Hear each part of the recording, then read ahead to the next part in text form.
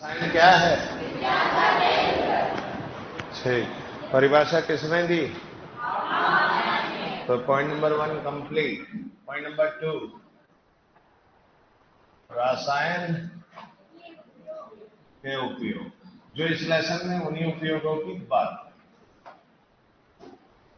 आज सबसे पहला उपयोग जो इसमें है वो है दवाई। दवाइयों में सबसे पहले है anti cancer.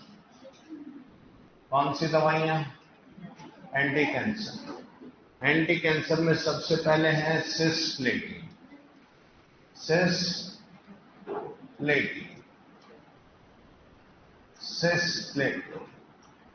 Cisplatin anti cancer drug है जिसका संरचना होती है ऐसा प्लेटिनियम, ऐसा NH3, ऐसा NH3, ये Cl और ये Cl।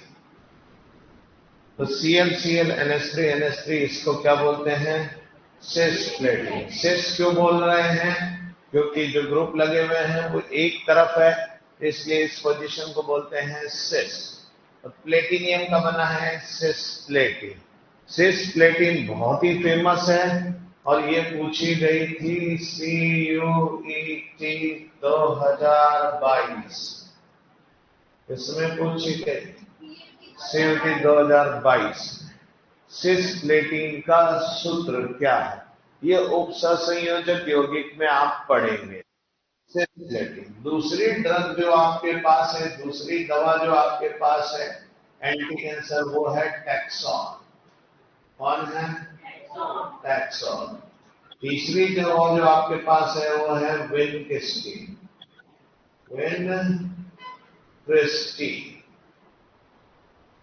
और एक और उसका ही नाम है विनब्लास्टिन।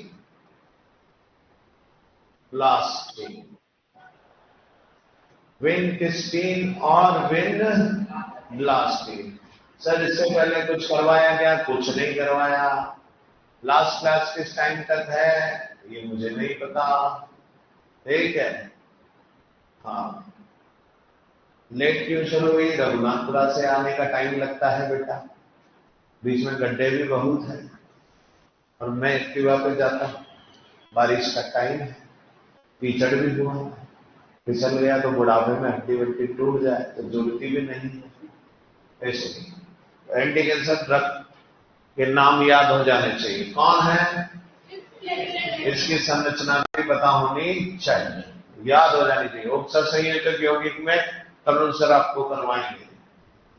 टैक्सोन। और कौन हो गया?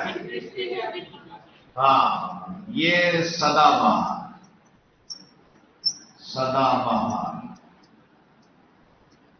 के पादप से प्राप्त होती है।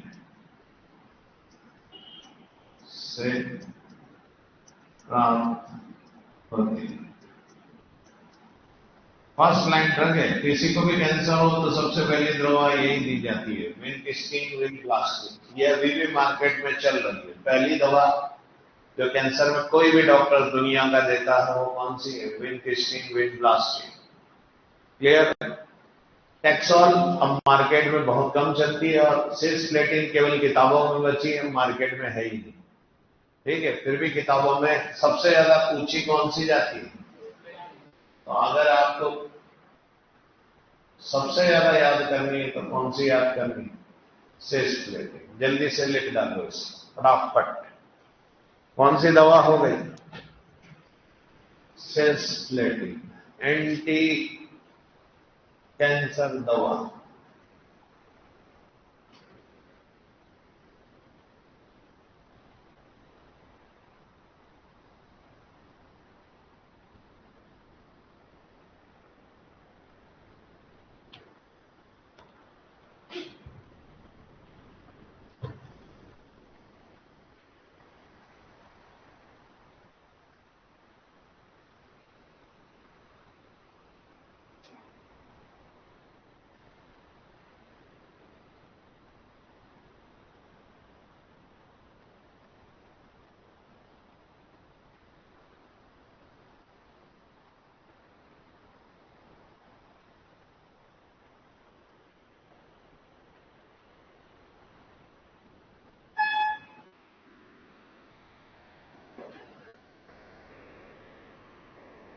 लिख लिया सबने?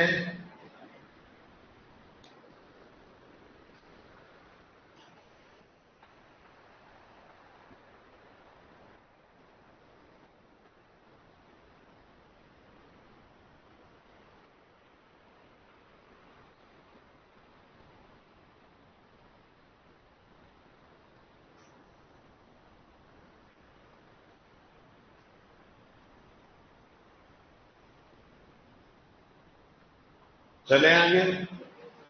अगली दवा जो है उसका नाम है दर्द निवारक दवा। दर्द निवारक दवाएं पिछले 3-4 साल से छाई हुई, जेट हो सीयूटी हो, हर साल आ रही, मतलब बहुत इंपॉर्टेंट हो जाती है।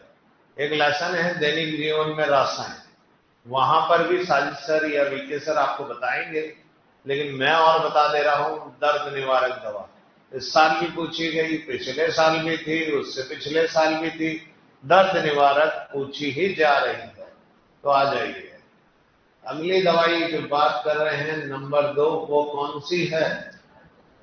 दर्द निवारक। नंबर 2 में दर्द दूर करती है, दर्द निवारक।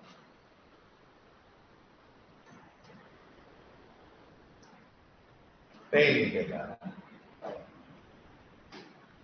पेन किलर 2 तरीके की होती है। एक होती है नारकोटिक्स, स्वापक प्रकार की पक,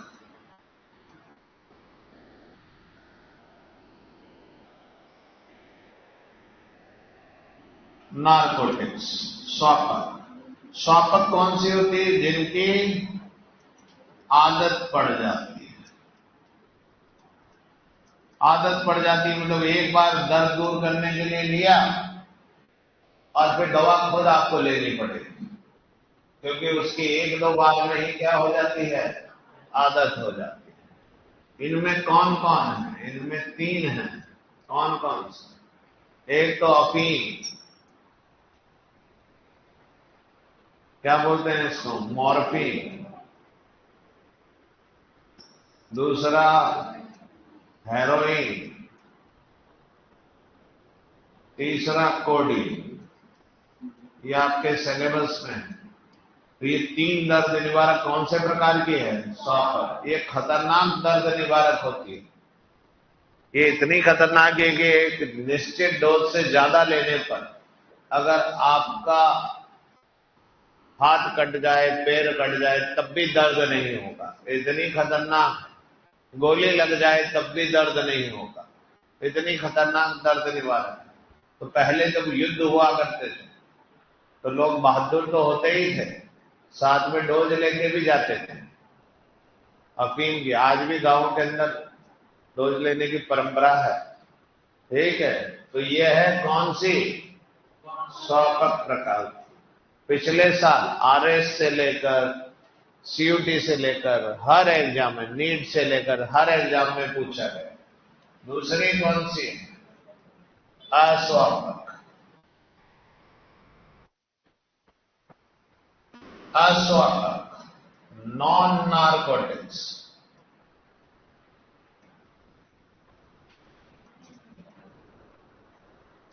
नॉन नार्कोटिक्स। नॉन नार्कोटिक्स का मतलब आदत नहीं लगती है,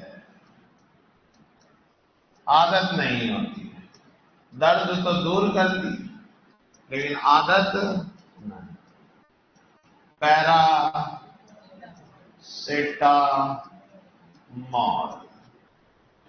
एक तो है पैरासिटामोल जो कि भारत सबसे ज्यादा लेता है, क्योंकि हाँ, दर्द बहुत ज्यादा है। पैरासिटामोल। और दूसरा एस्प्रिन, दुनिया सबसे ज्यादा लेती है इसको, क्योंकि ये दर्द को कम करने के साथ साथ मोटापा भी कम करती है और रक्त को पतला रखती है। ये तापनाशी भी है,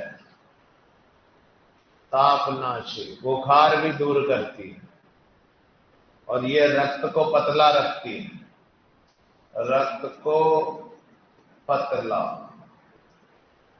जिससे कि हार्ट अटैक नहीं आता है। इसलिए हार्ट पेशेंट को हमेशा ये लेनी होती है, तो दर्द भी कम रहता है और हार्ट अटैक भी नहीं आता। लिख डालो स्वापक अस्वापक किस किस में आया है? ये CUET 2022, 23 और 24 लगातार आ रहा है।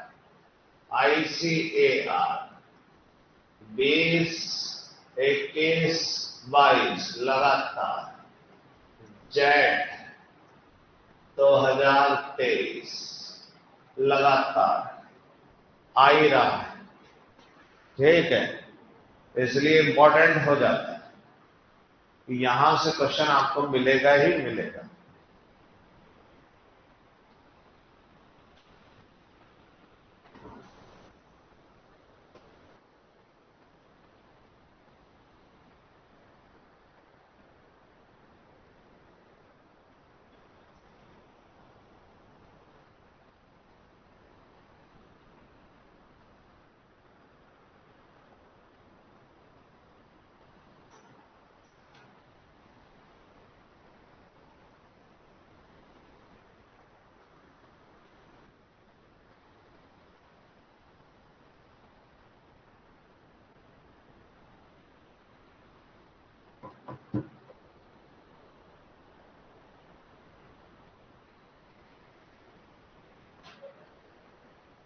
एनाल्जेसिक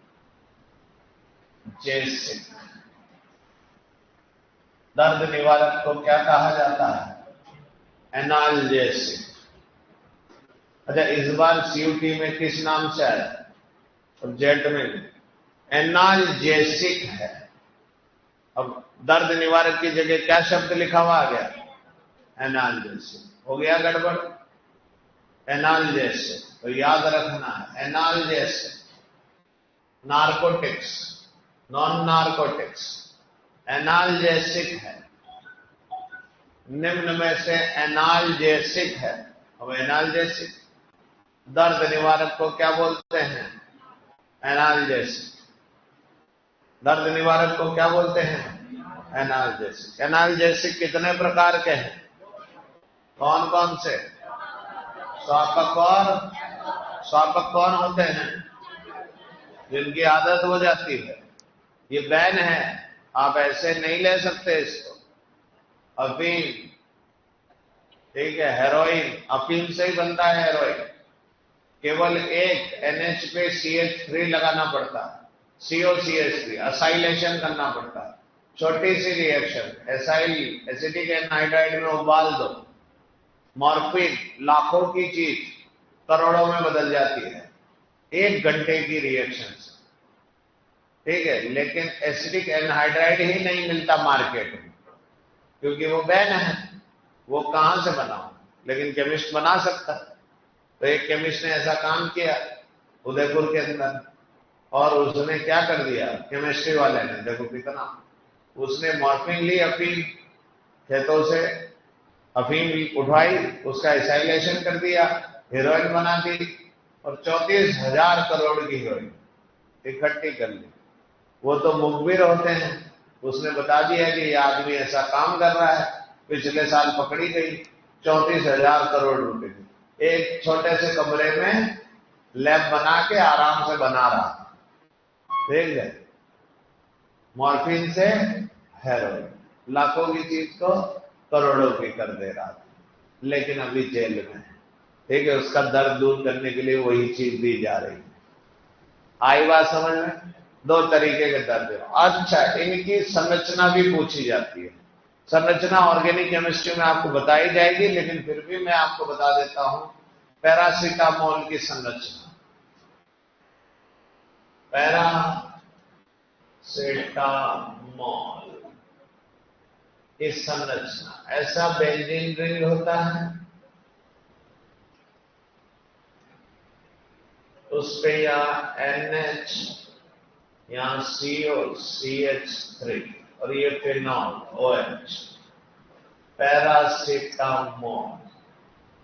दूसरा है एस्प्रिन, उसकी संरचना, ऐसा बेंजीन रिंग गोला भी बना सकते हैं। यहां एसिड और यहां पर OCOCH, संरचना भी CUT ने पूछी है। ये संरचनाएं आपको याद रखनी है। टेस्ट में मैं दे सकता हूं, दे सकता क्या हूं, दे दूंगा। ठीक है, तो निम्न में से पैरासीटामोल की संरचना है, निम्न में से एस्पिरिन की संरचना है। टेस्ट में देने की पूरी पूरी संभावना है। आप केमिस्ट्री के टीचर हो या बायोलॉजी के, ये बढ़िया बात बोल। बेटे विज्ञान का केंद्र कौन है? हाँ, इसलिए ये छोटी मोटी चीजें तो आजू बाजू चलती रहती है कि नहीं? बायोलॉजी में क्या पढ़ रहे हैं? ओपी सर पढ़ा रहे हैं? कौन पढ़ा रहे? अर्चना मैम। समीर सर क्या पढ़ा रहे हैं? सेल बायोलॉजी पढ़ा रहे। स्लाइडेन और स्वान पढ़ा रहे हैं।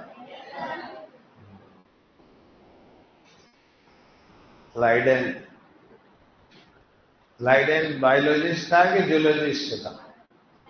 मतलब बॉटनी वाला था। और स्वान जो था, बताया था मैंने आपको? नहीं बताया?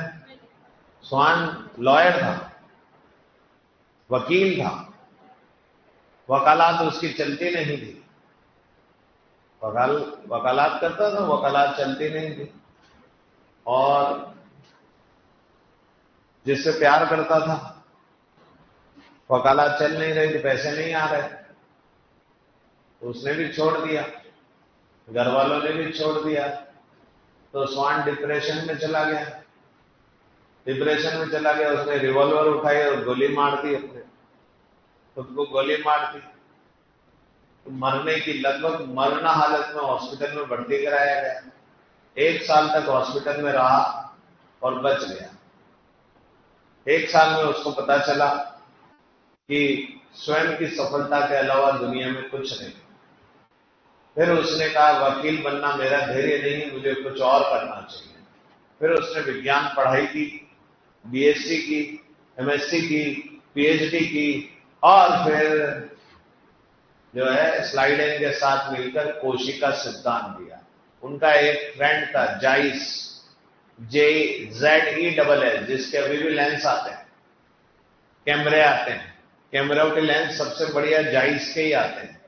आप देखो, वो वैज्ञानिक उनका दोस्त था। उसने कहा कि भैया मुझे एक उन्नत किस्म का माइक्रोस्कोप, उन दोनों ने को भेंट किया उसने।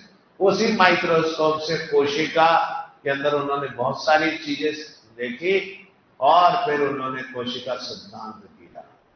ठीक है, तो देखो कहां से कहा, वकील से महान वैज्ञानिक तक का सफर उसने।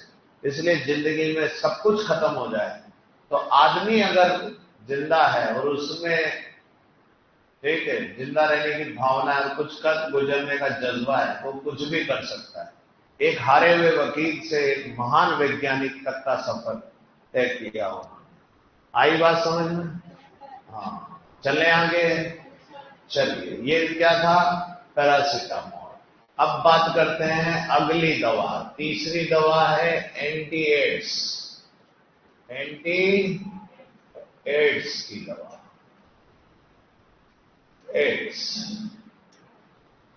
एड्स की दवा का नाम है AZT, एजिडोथायामिडीन। क्या नाम है? एजिडोथायामिडीन। एड्स की दवा का क्या नाम है? एजिडोथायामिड। एंटी HIV भी लिख सकते, HIV, एजिडोथायामिडीन। इसका उपयोग सबसे ज्यादा दुनिया में कब हुआ? दवा तो एड्स की है, वायरस की दवा है।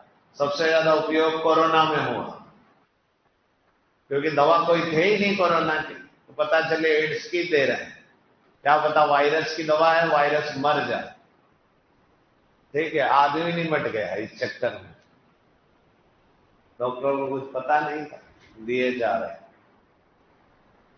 ठीक है, बहुत बुरी हालत थी, दवाई किसी के पास थी नहीं, और लोग बाग आधे वायरस से कम इलाज से ज्यादा मर जा रहे हैं। चले आगे।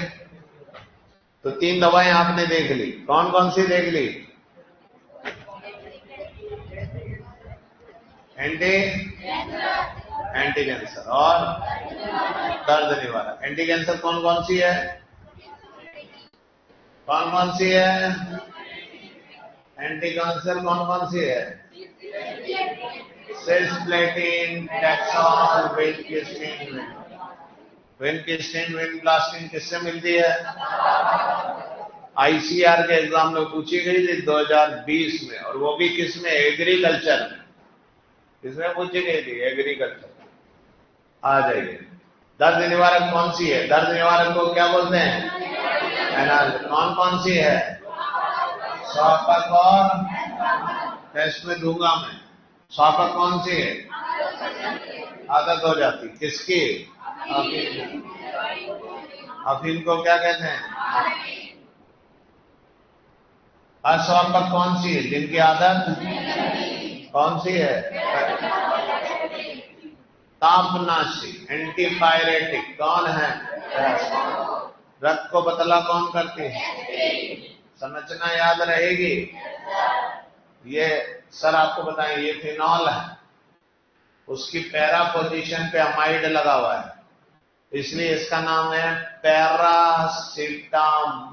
मोल मतलब फिनॉल, और अमाइड लगा हुआ है इसमें। ये सैलिसिलिक एसिड होता है, उसका व्युत्पन्न है एस्प्रिन। तो ये एस्प्रिन है, अम्ल का व्युत्पन्न है एस्प्रिन। तो ये आपको साजिद सर, बीके सर और डिटेल में बताएंगे, मैं खाली अपना काम करके छोड़ दे रहा हूं। डिटेल कौन बताएंगे?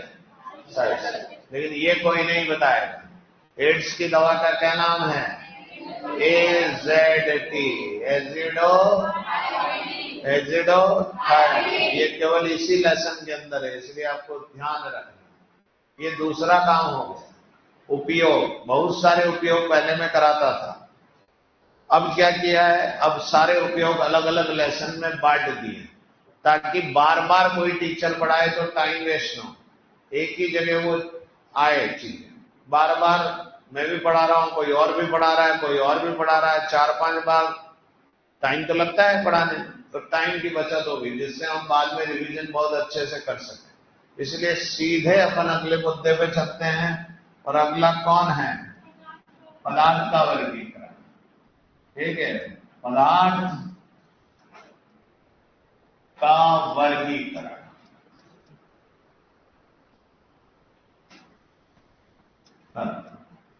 लेकिन उससे पहले हम ब्रह्मांड का वर्गीकरण कर देते हैं।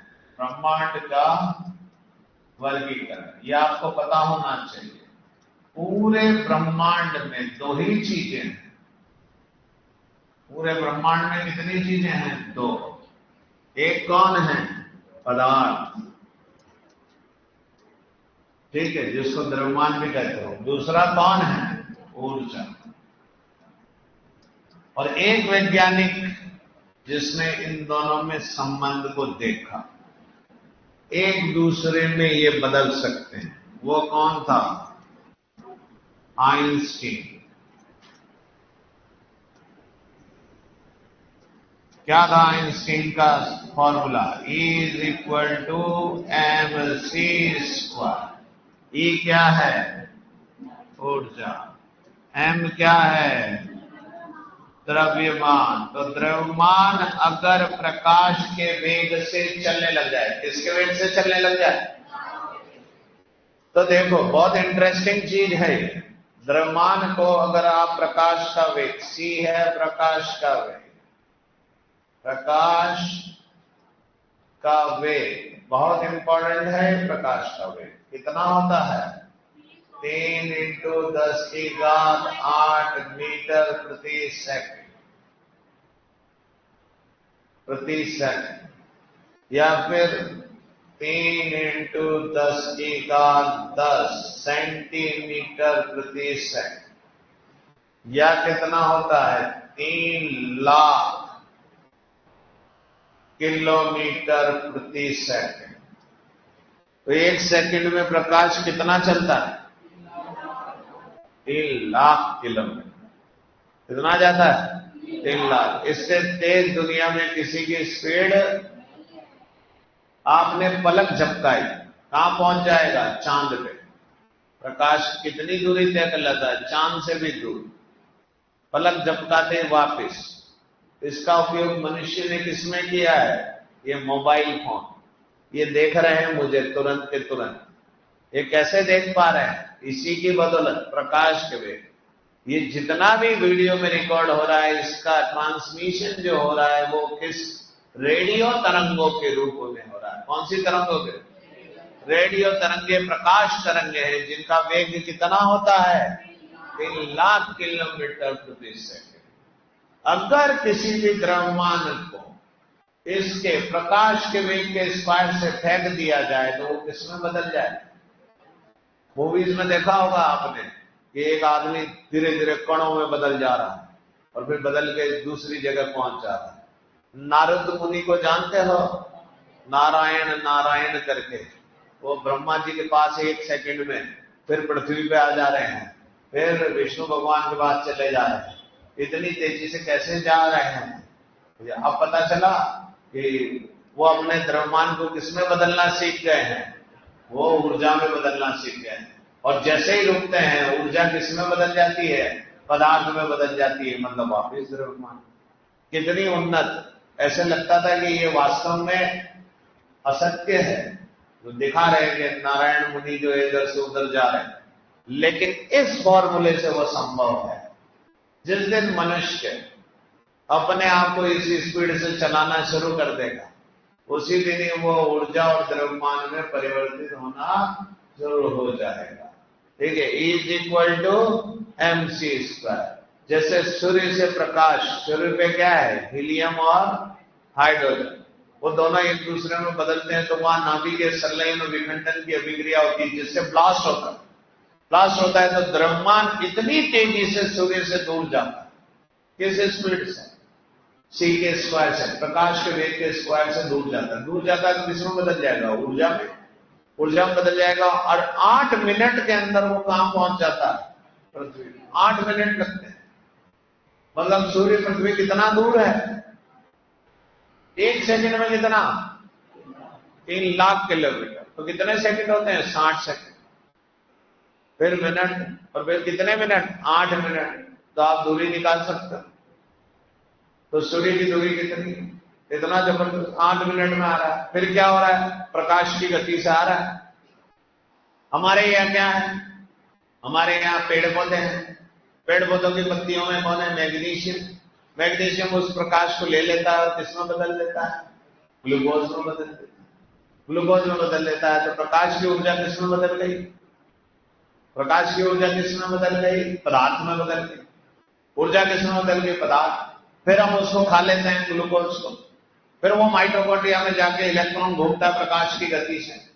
तो फिर किसमें बदल गया? पदार्थ। ऊर्जा में बदल गया। उस ऊर्जा का हम इस्तेमाल कर लेते हैं। इसका मतलब पूरा चक्र किसका है?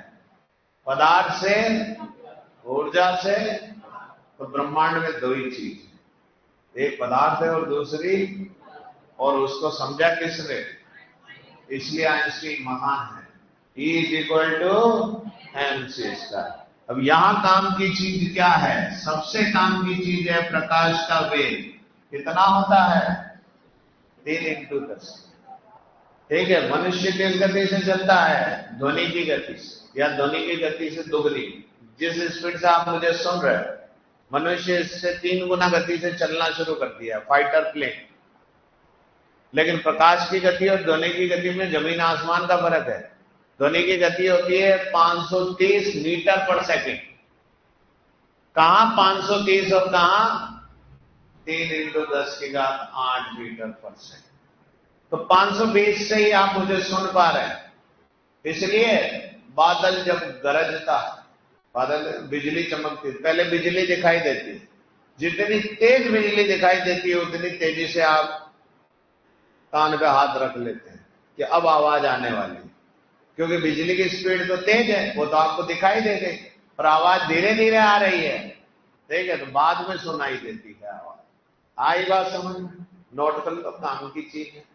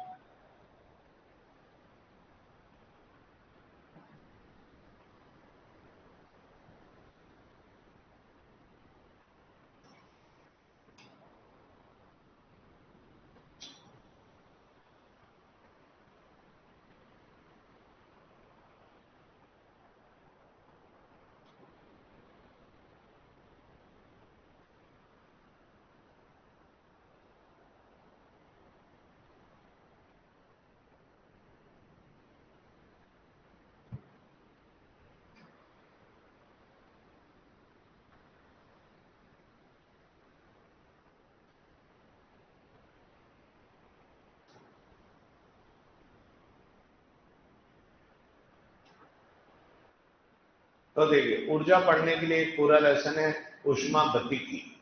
ऊर्जा मतलब ऊष्मा, ऊष्मा गतिकी, वो पूरा अलग है, तो वहां डिटेल पढ़ेंगे। अभी केवल हमारा ध्यान किस पे है? पदार्थ। इसके नाम क्या लिखा है? पदार्थ का वर्गीकरण। पॉइंट नंबर कौन सा है? तीसरा। तो अब हम करेंगे किसका वर्गीकरण? पदार्थ का वर्गीकरण।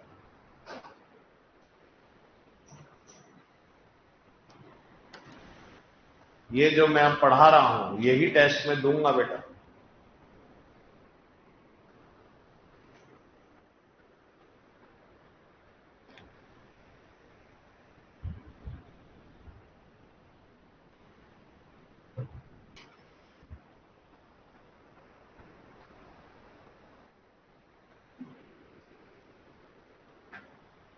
दस की घात 10 के पीछे क्या है? 10 की घात 10 के पीछे सेंटीमीटर। 3 इंटू 10 की घात 10 सेंटीमीटर प्रति सेकंड। ये सीएम है, सेंटीमीटर। या फिर क्या होता है? 3 इंटू 10 की घात 8 मीटर प्रति सेकंड, या 3 लाख। ऐसे पता नहीं चलता कितना खतरनाक है। जब लिखा 3 लाख तब पता लगा कितना खतरनाक जा रहा है, कितनी तेजी से जा रहा है। तो प्रकाश का वेग याद रहेगा, बहुत जगह काम आएगा, बहुत सारे न्यूमेरिकल में इसकी वैल्यू काम आती है। और आइंस्टीन का सूत्र क्या है? पूछा है जेट ने एक बार। आइंस्टीन का समीकरण है E इज इक्वल टू, हाँ, कितनी इज्जतदार समीकरण था। आजकल पॉप सिंगर ने नाम रख दिए, MC स्क्वायर, MC स्टैंड, पता नहीं क्या क्या। ठीक है, इज्जत ही खराब कर दी है फॉर्मूले की। चले आगे। हाँ, पीछे बात समझ में आ रही है? बिल्कुल थ्योरी चल रही है, अभी तो कुछ केमिस्ट्री स्टार्ट नहीं हुई, ये केवल इतिहास चल रहा है। आ जाओ, पदार्थ का वर्गीकरण। पदार्थ का वर्गीकरण कर देते हैं, दो प्रकार से करते हैं वर्गीकरण। दो प्रकार से वर्गीकरण कर सकते हो आप पदार्थ का। एक वर्गीकरण कर सकते हो भौतिक वर्गीकरण। कौन सा वर्गीकरण? भौतिक वर्गीकरण।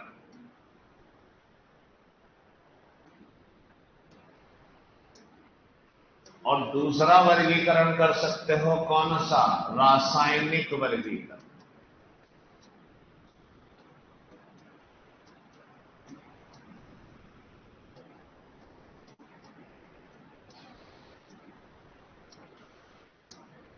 एक भौतिक वर्गीकरण और एक रासायनिक।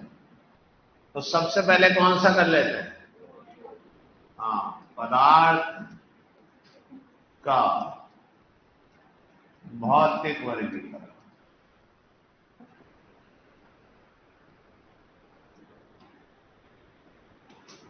पदार्थ का भौतिक वर्गीकरण। भौतिक रूप से पदार्थ को कितने भागों में बांट सकते हो? अरे भौतिक रूप से 3, ठोस, द्रव, गैस। ठोस, द्रव और गैस। तो भौतिक वर्गीकरण में पहला कौन है? ठोस। और ठोस को आपने गर्म कर दिया, टेम्परेचर बढ़ा दिया या ऐसे गर्म करने का निश्चय, तो वो किसमें बदल जाएगा? द्रव में। और द्रव को फिर आपने गर्म कर दिया तो फिर वो किसमें बदल जाएगा? गैस। कोई दिक्कत?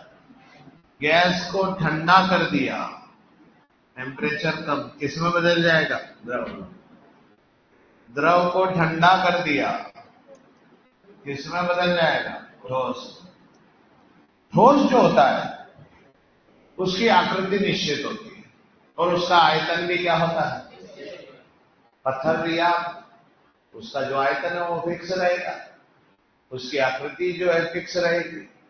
नॉर्मल दबाव से आप पत्थर ही उसको हथौड़ी से तोड़ना चाहो वो अलग बात है, लेकिन नॉर्मल आप कुछ भी ना करो तो वो हमेशा क्या रहेगा? फिक्स रहेगा। इसका मतलब ठोस जो होता है उसकी आकृति वह आयतन दोनों क्या होगा? दोनों निश्चित, कभी नहीं बदलता, निश्चित। तो ठोस की आकृति और आयतन दोनों क्या होते हैं? निश्चित। द्रव में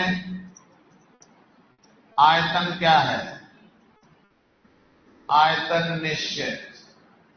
सर आयतन निश्चित कैसे है सर? 1 लीटर जल लिया, कितना लिया? 1 आयतन 1 लीटर, बोतल में भर दिया, 1 लीटर ही रहेगा। जग में डाल दिया, 1 लीटर ही रहेगा। फर्श पे गिरा दिया, 1 लीटर ही रहेगा। क्लियर? लेकिन आकार बदल रहा है, आकृति बदल रही है।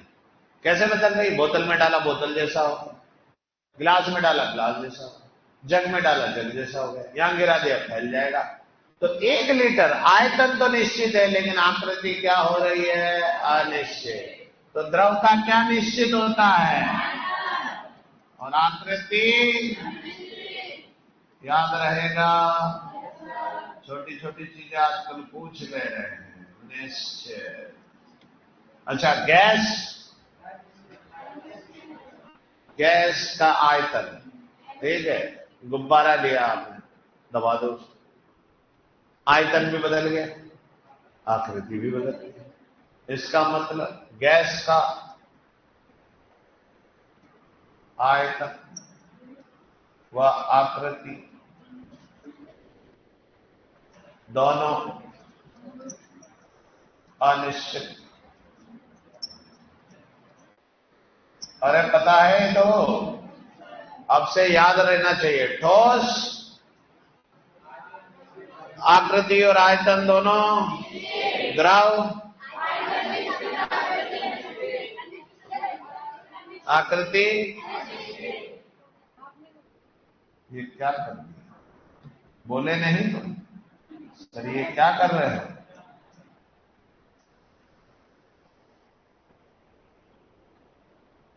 हाँ, और गैस में आयतन और आकृति। जैसे गुब्बारे वाला है, हवा भरता है फिक्स, तो वही हवा जो है डोरेमोन में भी भर देता है, डोरेमोन में भर देता है। वही हवा छोटा भीम में भी डाल दे, मोटू पतलू में, ठीक है, छुटकी कालिया डोलू मोलू।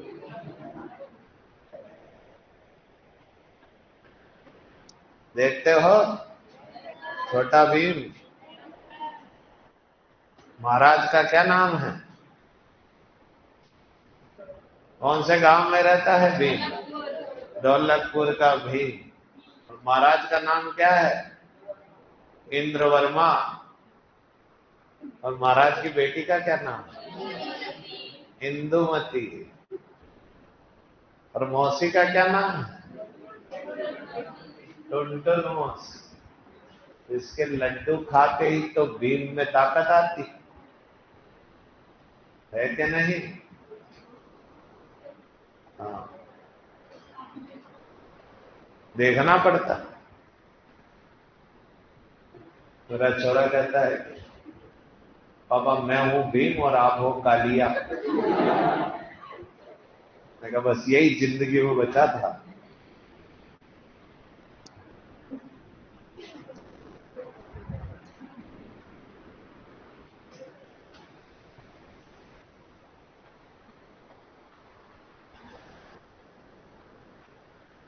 ठीक है, अगर ठोस को द्रव में बदलोगे तो उसको कहेंगे गलन। क्या करोगे? गलन। गला रहे हो, गलन। और द्रव को गैस में बदलोगे तो वाष्पीकरण। और ठोस को सीधे गैस में बदल दिया तो वो क्या हो जाएगा? उदरपातन। ये तीन चीजें अभी मार्केट में बहुत चल रही। कौन कौन सी अभी बात करेंगे, पहले इसको मान लो फटाफट। ठोस को द्रव में बदलोगे तो क्या हो जाएगा? गलन। और गलन से ही गलनांक होता है। ठोस को द्रव में बदल रहे हो तो द्रव को गैस में बदल रहे हो तो वाष्पीकरण, और उससे होता है क्वथनांक। लेकिन कभी कभी ठोस सीधा किस में बदल जाता है? गैस में बदल जाता है। उसको क्या बोलते हैं? उदरपातन। ये तीन चीजों का भी अपन डिस्कशन करेंगे। ठोस से द्रव गलन, द्रव से गैस वाष्पीकरण, और ठोस से सीधा गैस उदरपातन। भूख लग रही है तो मैं क्या करूं? लग रही है, लग रही है। बुधवार है आज, क्या बना है आज? अरे तभी भूख लग रही। अरे लिख लिया, चलें आगे। हाँ चलें। तो गलन किसको कहते हैं? अरे लिख लिया सबने? बढ़ जाऊं आगे? ठीक है, तो पहला क्या है? गलन। सीधा ये कर देते हैं, ठोस से द्रव। इस प्रक्रिया को क्या कहेंगे? गलन। ठीक है। दूसरा, द्रव से गैस, इसको क्या बोलेंगे? वाष्पीकरण। और तीसरा, सीधा ठोस से क्या बन जाए? ठोस से सीधा गैस बन जाए, इसको क्या बोलते हैं? उदरपातन। ठीक है, ये ऊर्ध्वपातन या उदरपातन इसको बोलते हैं। किसने पूछा ये? नीट 2024 आया। ठोस को सीधा गैस में परिवर्तित कर दिया जाए तो क्या कहा जाता है? ठीक है, जैसे फॉर एग्जाम्पल F2Cl2 क्या है? ये दोनों गैस है। Br2 क्या है? ये है द्रव, प्रकृति में द्रव अवस्था में रहती है। I2 ठीक है, ठोस है। अब आपसे पूछा जाए, क्वेश्चन आया, हैलोजन में किसका ऊर्ध्वपातन होगा? ये तो पहले से गैस है, इसका कैसे हो सकता है? ये द्रव है, इसका कैसे हो सकता है? किसका होगा? यहां से हैलोजन परिवार में I2 ये क्या है? ठोस का ऊर्ध्वपातन होता है।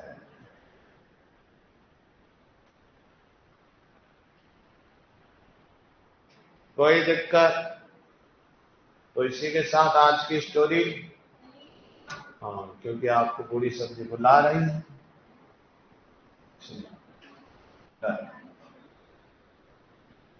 खीर पूरी कौन पढ़ा रहे हैं तुमको? ये तो पता है। हाँ, क्या डेट है आज? 3 तारीख।